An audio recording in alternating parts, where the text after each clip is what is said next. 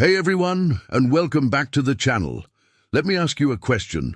What if I told you that one tiny change in how you take notes could literally double your grades? Sound too good to be true? Well, stick around. Quick cut to a funny, exaggerated scene. Picture this. It's 2 a.m. You're surrounded by a mountain of notebooks, crumpled papers, and half-empty energy drinks. Your notes look like a toddler tried to draw spaghetti with a blue pen. You're highlighting everything, because when everything is important, nothing is important, right? We've all been there. Stressed, overwhelmed, and pretty sure the textbook is starting to mock you. Cut back to the main shot, smiling. Now, imagine this instead. It's 10 p.m. You've reviewed your notes, you feel confident, and you're actually getting a full night's sleep before your exam. Your notes are clean, organized, and they basically do the studying for you. What's the secret? It's not magic. It's just about working smarter, not harder. Today, we're ditching the note-taking chaos and upgrading to a system that will change your student life forever. Let's get into it. First, let's talk about the old way versus the new way. The old way is what I call the human photocopier method. The professor talks, and you frantically try to write down every single word they say. Your hand cramps up, you miss half of what's being said, and when you look back at your notes later, it's just a wall of text. It's boring, it's ineffective, and honestly, it's a recipe for disaster. Trying to find a key concept in those notes is like trying to find a specific noodle in a bowl of spaghetti. It all just blends together into one confusing mess. But the new way? The new way is all about being an active participant in your own learning. It's about engaging with the material as you hear it, not just transcribing it. This is where a couple of legendary techniques come into play: the Cornell note-taking system and mind mapping. Let's start with Cornell. Don't worry, it sounds way more complicated than it is. Imagine dividing your notebook page into 3 sections. You've got a main wide column on the right. This is where you'll take your notes during the lecture, but here's the trick. Don't write everything down. Write down the key ideas, the important concepts, abbreviations, little sketches, whatever helps you capture the essence of what's being taught. Think of it as creating a highlight reel, not recording the whole movie. Now, look at the smaller column on the left. You leave this blank during class. Later, when you're reviewing your notes, ideally the same day, you'll use this space to pull out main ideas, keywords, and potential test questions from your notes on the right. This simple act of summarizing forces your brain to process the information a second time, which is huge for memory retention.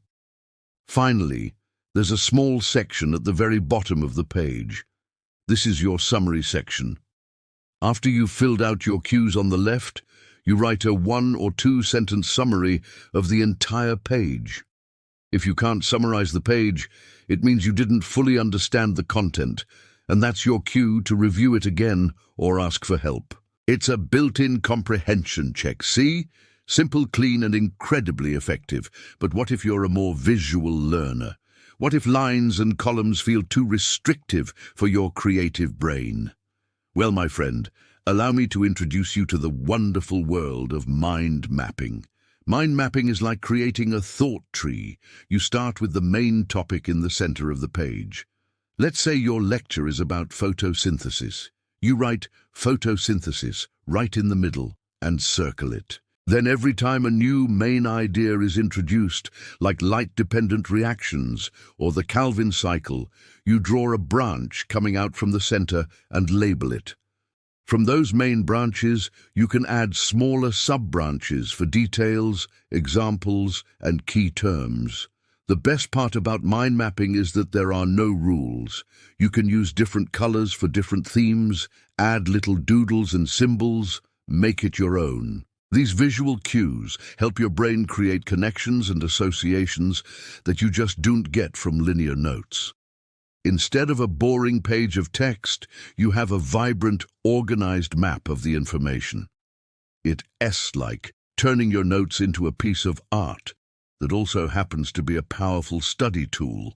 Your brain is wired to remember images and patterns better than just words. So a mind map can literally make information stick. Okay, so you've got your beautifully organized Cornell Notes or your vibrant mind map. Now what? This is where we take it to the next level. We're going to turn your notes from a passive document into an active study partner. This is all about active recall, the holy grail of effective studying. Let's go back to your Cornell Notes. Remember that left-hand column with all your keywords and questions. Here's the magic trick. Cover up the main notes section on the right. Now just look at the cues on the left. Can you explain the concept of light-dependent reactions out loud, just from that cue? Can you answer the question you wrote? This simple exercise forces your brain to actively retrieve the information, rather than passively rereading it. It's like having built-in flashcards right in your notebook. It's like your notes are quizzing you back. You can do the same thing with your mind map. Cover up parts of the map and see if you can recreate the missing branches from memory. Or explain the entire map to a friend or your cat, using only the main branches as prompts. The goal is to talk it out, to force your brain to work for the answer. Studying isn't about how many hours you put in, it's about how effective those hours are. Active recall is 10 times more powerful than simply rereading your notes. You're not just recognizing the information, you're truly learning it. You're building strong neural pathways that will make it so much easier to access that information during a high-pressure exam. So, let's recap the master plan. Step 1. Ditch the human photocopier method. Step 2. Choose your weapon, the structured Cornell method or the creative mind map. Step 3. Turn your notes into an active recall machine by quizzing yourself. That's it. It's a simple 3-step process to transform your study habits and ultimately your grades. This isn't just about passing a test. It's about building skills that will serve you for the rest of your life, whether you're in college, at a job, or just learning something new for fun. Learning how to learn is the ultimate superpower. So, I challenge you. Try one of these methods for your very next class. Just one. See how it feels. See if your notes start making more sense. See if studying feels a little less like a chore and a little more like solving a puzzle. Upgrade your notes today. Future you will thank you. Quick cut to a funny future scene. A person in a graduation cap and gown, looking successful, winks at the camera. Hey, past me. Thanks for taking those awesome notes. Seriously, you rock. Thanks so much for watching, everyone. If you found this helpful, give this video a thumbs up and don't forget to subscribe for more tips to make your student life easier and more successful. Let me know in the comments which method you're going to try first. Until next time, study smart and stay awesome.